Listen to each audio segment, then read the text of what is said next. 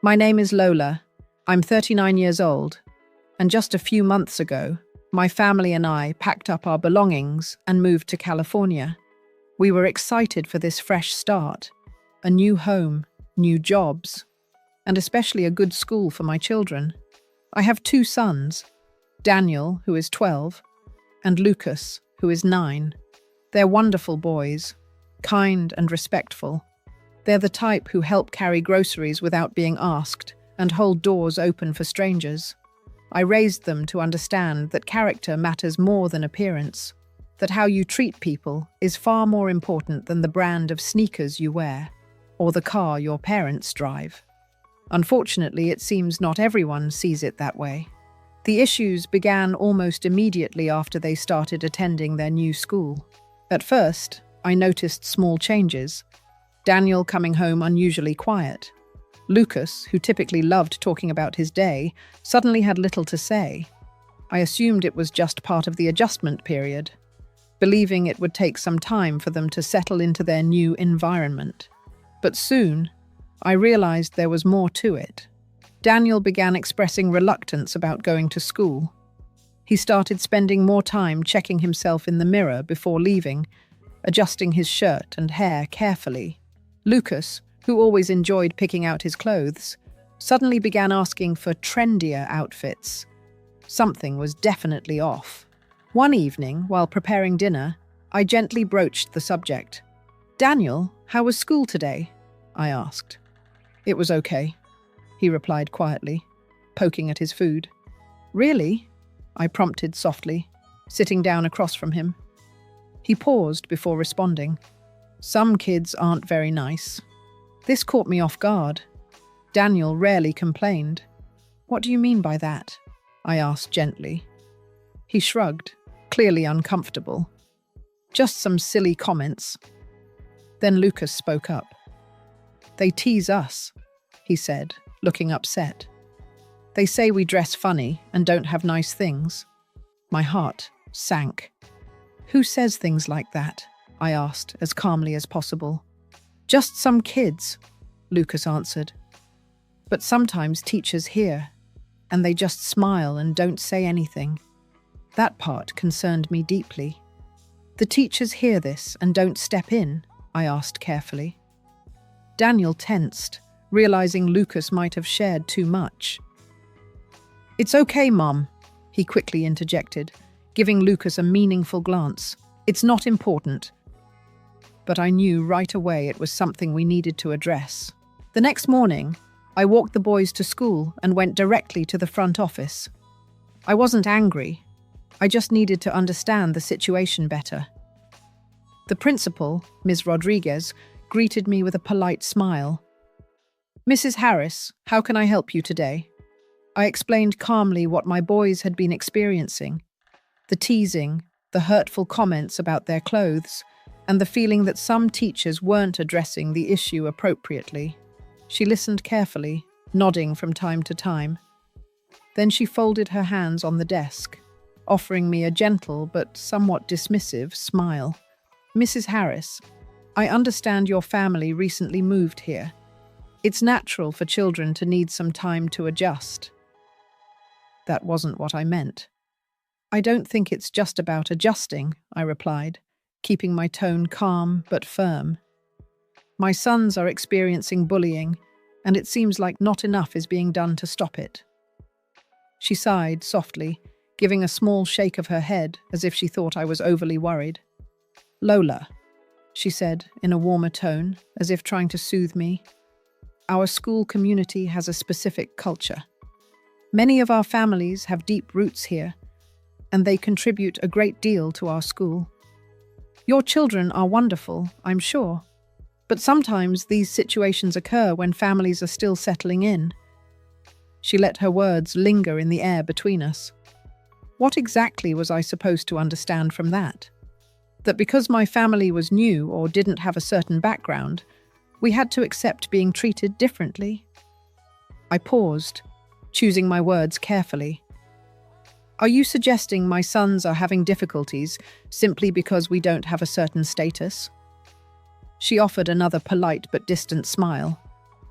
I'm just pointing out that some families here might not fully understand your situation yet.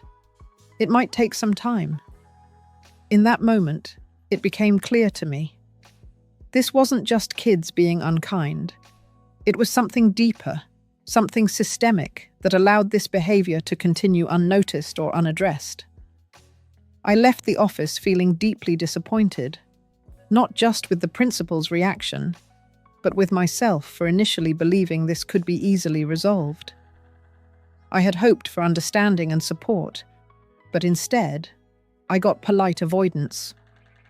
I didn't know exactly what my next steps would be, but one thing was clear. I wasn't going to just let this slide. That night, sleep didn't come easily. I kept replaying the conversation with Ms. Rodriguez, knowing I needed to find a way to make things right. She had smiled at me as if I was making a big deal over nothing, as if the problem was me. But all I wanted was for my kids to feel comfortable and accepted at their own school. I could tolerate many things, but this wasn't one of them. The next morning, I sent my boys off to school as usual, but just before they headed out, I gently placed something small into Daniel's backpack. A simple voice recorder. It wasn't expensive or complicated, just a small device I'd purchased online to record personal reminders. Today, though, it had another purpose. "Keep this with you," I said softly. "Don't touch it, just let it record." Daniel looked at me uncertainly. "Mum, what's this for?" "Just trust me," I reassured him. He didn't protest, but I knew he was uncomfortable with it. Honestly, so was I. It bothered me deeply that it had reached this point. But if the school chose to act as though nothing was wrong, I wanted proof they couldn't deny. That afternoon, I anxiously waited for them to return, my chest tight with worry. When Daniel finally walked in, he quietly took the recorder out of his backpack and handed it to me. "I don't know if it picked anything up," he murmured. "But today wasn't good." I swallowed hard. "Go grab a snack. I'll handle this." I sat at the kitchen table, pressed play, and listened carefully. At first, just typical classroom noise, the rustle of paper, quiet chatter, then clearly audible voices. "Nice shoes, Harris. Did you find those at a second-hand shop? I think even my little cousin dresses cooler than you." Some laughter, but it quickly quieted down. Then a familiar adult voice, a teacher. "Okay, everyone, settle down now," she said calmly. But then she added softly, almost jokingly, "Though appearances can sometimes matter." Appearances matter. I froze. Heart pounding, I skipped ahead, trembling slightly as I listened to more snippets. Every concern my boys had shared, it was all recorded here. The teasing comments, the subtle dismissals, and a teacher quietly letting it happen instead of intervening. Then came the part that solidified everything. A girl's voice. Casual. Almost conversational. I overheard Miss Taylor tell my mum the school cares a lot about its image, and that certain students don't always fit. "She actually said that?" Another student amused. "Yeah, my mum totally agrees too. She said if the school doesn't do something, she'll talk to the board about it." I slammed my laptop shut, my heart pounding. I had what I needed. Now it was time to make sure the right people heard it. I didn't go to the principal this time. I went straight to the school district. I sent an email, attaching the full audio file, outlining exactly what had been happening. No opinions, no speculation, just facts. And then, for good measure, I sent the same email to a local news station, because if they wanted to sweep this under the rug, I was going to make sure the whole city was watching. And then, I waited. It didn't take long. By the next morning, my phone was ringing. First, a call from the school district. Urgent. Then, the principal, nervous. Then, a reporter. Because when people hear teachers on tape condoning bullying, laughing about how kids don't belong in their school, they don't ignore it. By the end of the week, everything had exploded. The fallout didn't happen all at once. It started as a slow unraveling, like a thread being pulled loose until the whole thing started to come apart. The morning after I sent the emails, I was anxious but confident. I had proof, undeniable and clear. Now it was just a matter of seeing who would actually take responsibility. By noon, my phone started buzzing. The first call was from the school district. A woman with a pleasant but stiff voice introduced herself as Mrs. Gallagher, a representative from the Board of Education. She told me they had received my complaint and were reviewing the evidence.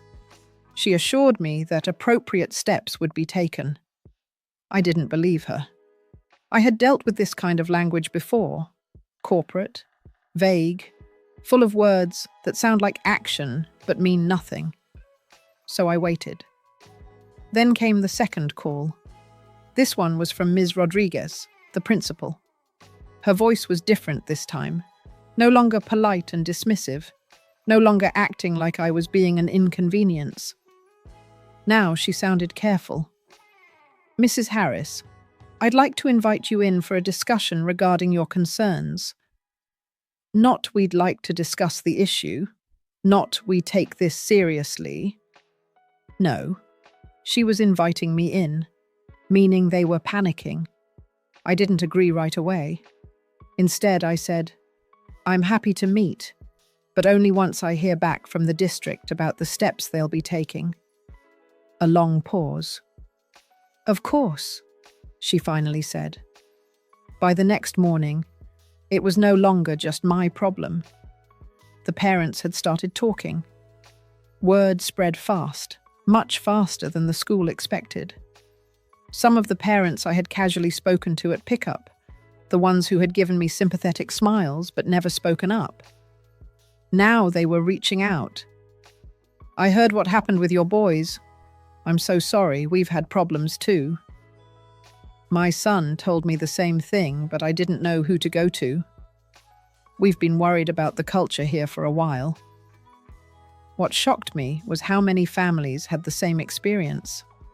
I had assumed we were alone, that my kids were the only ones being treated like they didn't belong. But it turned out there were others. Families who weren't part of the school's inner circle.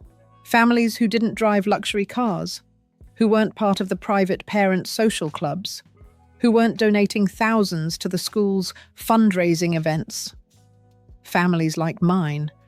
The difference? I had proof, and I wasn't going to let it go unnoticed. That afternoon, I received an official email from the district. They were launching a formal review, starting with an internal investigation into the recorded statements. That's when I knew this was bigger than me now. Because when a school is under investigation for discrimination, when bullying claims get tied to favoritism, when parents start asking questions, people start covering their tracks. And it wasn't long before the school started to crack. The unraveling of the school's carefully maintained image wasn't immediate, but it was steady and impossible to stop. By the end of the week, I could already see the shift. The teachers who once smiled politely but dismissed me wouldn't even make eye contact when I dropped off my kids. The parents who had always gossiped among themselves but never included me were suddenly too quiet, too tense. I wasn't surprised. Because the moment the district launched their formal review, things stopped being an internal issue. Now it was public. It started with an emergency staff meeting that the principal called the day after the investigation was announced. I wasn't in the room, obviously, but I heard about it through a teacher's aide who had always been kind to my boys. Ms. Rodriguez was furious, she told me in a whisper at pickup. She kept saying the school's reputation was at risk, that we needed to control the narrative before it got worse. I almost laughed. They weren't worried about the kids. They were worried about themselves. Meanwhile, the parents were catching on. Some of them, the ones whose kids were part of the bullying crowd, started going into defense mode. This is being blown way out of proportion. The recording doesn't mean what people think it does. The school has always upheld the highest standards. Some families just don't fit in. That last one? That's the one that got out. Because one of the parents said it in a group chat. And someone who didn't agree with them, leaked it. And once it was out in the open, the story started spreading. A local education blog picked it up first. Then, a small news outlet. Then, within days, it was being shared online. Parents were commenting. Former students were coming forward. People were telling their own stories of feeling excluded, being mistreated, watching teachers favor kids from wealthier families. The school, they tried damage control. The principal sent out a carefully worded email to all parents, saying the school was committed to fostering an inclusive and respectful environment, and that they were fully cooperating with the district's review. It was corporate nonsense, and it didn't work. Because by then, the teacher in the recording, Miss Taylor, was already on administrative leave. And the pressure? It was only getting worse. By the time the local news station picked up the story, it was no longer just about my kids. It was about an entire system that had been built on favoritism, exclusion, and keeping up appearances. And suddenly, the families who had once felt untouchable, the ones whose children had laughed at mine, humiliated them, treated them like they were beneath them, were now the ones being talked about. Because now everyone knew who they were, and their reputation wasn't so spotless anymore. The moment the news report aired, everything changed. Up until that point, the school had been trying to contain the damage, pretending like this was just a misunderstanding or an internal matter. But once the story hit the evening news, they lost control of the narrative. I'll never forget watching it unfold. I was sitting on the couch with my boys when the segment aired.